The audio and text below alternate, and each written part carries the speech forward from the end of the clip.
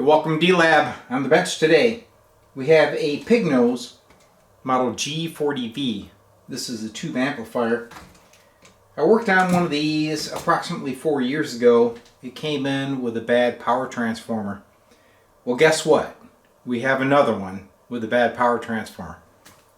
So in the past video I installed one of these stand cores as a replacement and bumped it down from 6L6s to 6V6s because the guy was a Harp player, and so is this new customer.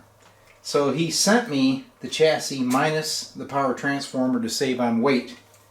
We are going to convert this amp the same way I did the other amp 4 years ago. However, this time I'm going to supply you guys with documentation so you can do it yourself. Alright, let's give the G40V a little look over. Obviously this unit came out of combo amp. Here is where the power transformer resided. There was a pair of 6L6s and it has three 12AX7s. These amps had a lot of gain. Too much gain for a Harp player. So that's one reason that we step it down to 6V6s and decrease the bias current. This is the output transformer. Take a look inside. It's your rectifier capacitor assembly, the driver board, your controls, and input jack. Pretty basic little amp. So this modification has a couple parts to it. Number one, obviously we have to mount the new power transformer, and the existing hole pattern does not line up, so I'll have to re-drill. Then, since we're running 6V6s rather than 6L6s, the bias will be different. So R2, you'll see that on the schematic, is going to be replaced by an adjustable 50K pot, which will reside here. If you go over here, you'll see the diodes hidden down there. It's D1 through D4. The original transformer only had 2 leads for the high voltage, so they full wave rectified it. We will be using a center tap transformer. So 2 of these diodes will go away, and the new transformer will have the center tap going to ground. I'll be landing a terminal board here for the existing leads to ride on, plus the transformer, to make installation easier. Since we're going to be installing 6V6s with adjustable negative bias, we need a way to monitor that. So I'm going to remove the jumper from pin 8 that goes direct to ground and add a 1 ohm resistor so we can watch the millivolts and convert that to milliamps through the output tubes. So first step, we're going to mount the vintage stand core transformer in the place of where the original was. At the end of the video, I'll provide you guys a schematic of this retrofit. New stand core power transformer is wired up on the terminal boards. Now if you take a look down here at the diodes, you'll see that I only use diode 1 and diode 3. 2 and 4 are lifted off the board. You'll see that on the schematic. Well, there's my bias pot waiting to be wired. But first, we're going to get the 1 ohm resistor in and move the ground from the output tubes.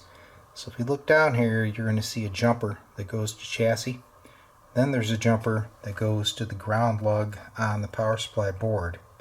Then you see the black wire that goes between the 2 pin 8s. Okay? What we're going to do is we're going to remove this jumper from the board that goes to ground, and we're going to swing that over here to the terminal board, which is the ground point for the high voltage transformer. Then I'll install a 1 ohm resistor from that ground point to the pin 8s. The little jumper here that goes to ground will be removed. Alright, there is the 1 ohm resistor that we've added for monitoring the current through the output tubes.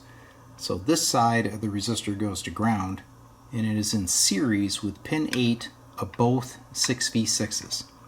This black wire here was added. That is our new ground point, and that swings over here to the terminal board and meets with the center tap, which is going to chassis.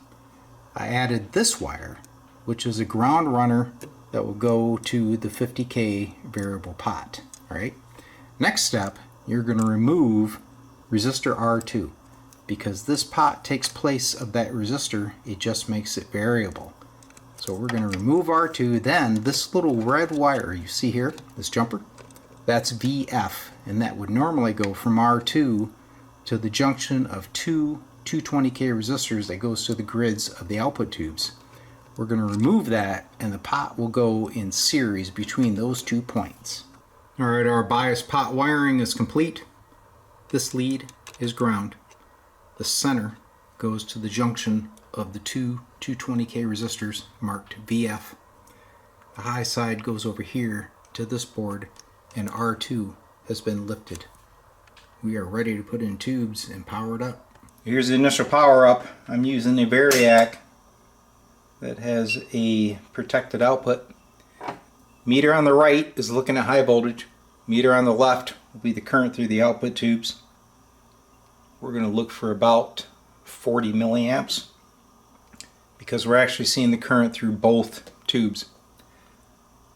So I'm up to about 90 volts right there. You can see our high voltage. Okay, I'm seeing the current rise on the Variac.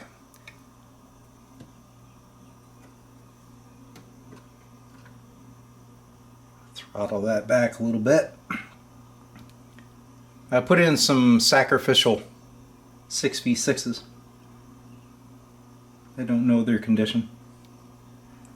There is approximately 120 volts applied. So now I can adjust our bias. You can see I can get right up there to 40 milliamps, so it's 20 per tube. Our new plate voltage is around 350 volts, we'll just call it. I do have a speaker connected. Even without an input, you can hear it's a lot of gain. So I'm going to talk to the owner and see if he would like me to put in a gain switch on the preamp tubes. So if it has too much gain, he can simply flip the switch and lower that for his Harp playing. But it's alive, the bias is adjusting, it appears stable. Good deal. So I talked to the owner and he said hands down he wants that gain reduction switch. So here it is in place. So in normal, that just runs the way it normally does. Go to half and that reduces the plate resistors by 50%. Take a look in here. There is the input 12AX7 and there's the gain switch. Simply parallels in some 100K resistors. Let's test it. Here's the test setup so you can see the action of that gain switch. So I'm using an audio generator around 700 Hertz coming into the amp, monitoring the scope. So there is the volume set with the normal gain, and now I'll flip the switch. There's your half gain.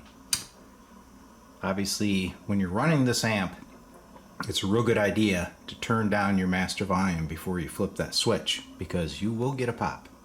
So I did install a new set of 6v6s and set the bias, and now I'm just going to test it with a looper.